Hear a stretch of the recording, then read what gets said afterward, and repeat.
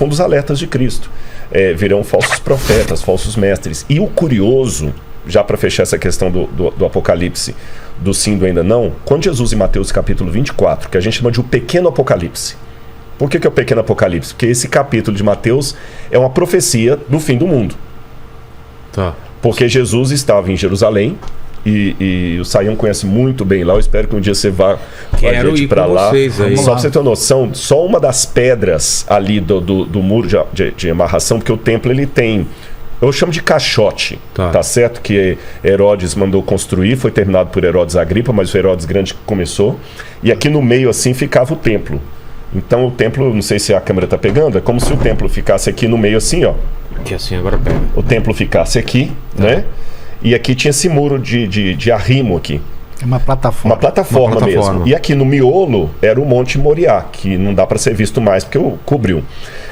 Só aqui atrás ficaria o Muro das Lamentações, ou o Muro Ocidental. Só uma das pedras aqui tem 13,8 metros de comprimento, sem emenda. Uma loucura aquilo. Imagina o tamanho disso. Sem emenda? Sem emenda, pedra de calcário, né? Isso é uma das pedras. Aí os discípulos... 650 toneladas. Uma pedra. Aí os discípulos, diz Mateus capítulo 24, estavam admirados com tudo isso aí que eles viram e tudo mais, que apesar do templo ter sido destruído, uma parte desse muro de arrimo está hoje ainda de pé.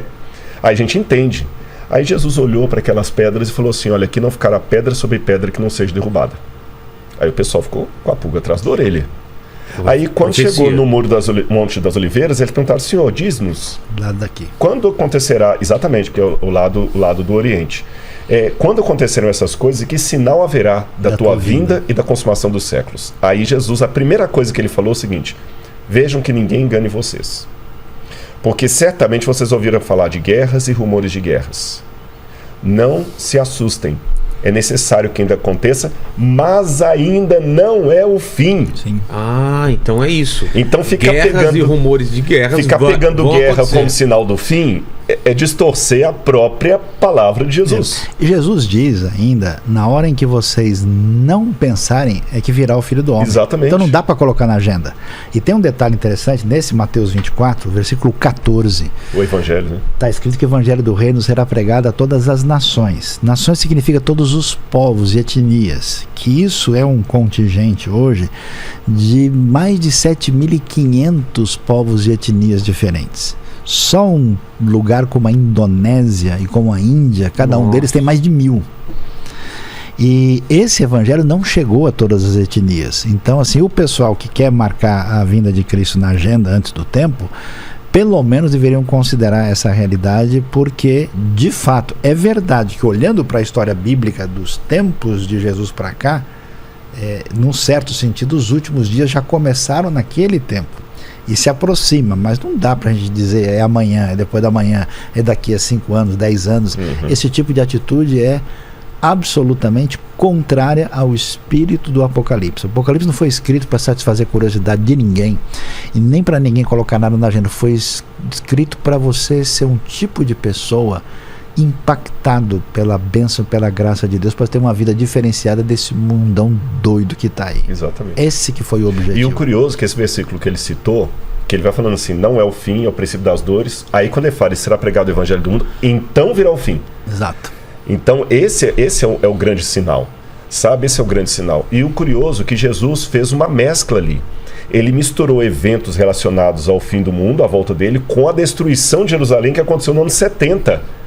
Ele fala, quando vocês viram o abominável da desolação... Que faz parte pro jeito hebraico de pensar. Exatamente. Você está entendendo? Então, olha, quando Jerusalém for cercada de exércitos, fujam para as montanhas, né, as mulheres estiverem grávidas naquele dia, aquela coisa. Ele falou, não, a realidade dali. Entendi. Então, é aquela questão. Eu tenho que desejar a volta de Jesus, ficar atento aos sinais dos tempos que ele falou, né? Vocês sabem reconhecer os sinais dos tempos, e não sabe reconhecer quando a figueira, né? E não sabe reconhecer os sinais dos tempos.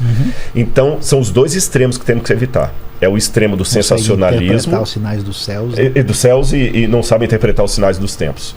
Então, é o extremo do sensacionalismo e o extremo do meu Senhor tarde vem.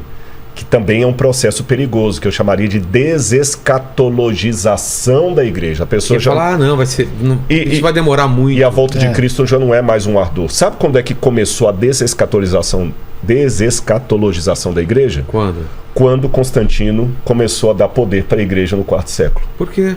Porque a igreja agora não era mais perseguida, trocou as catacumbas pelos palácios romanos.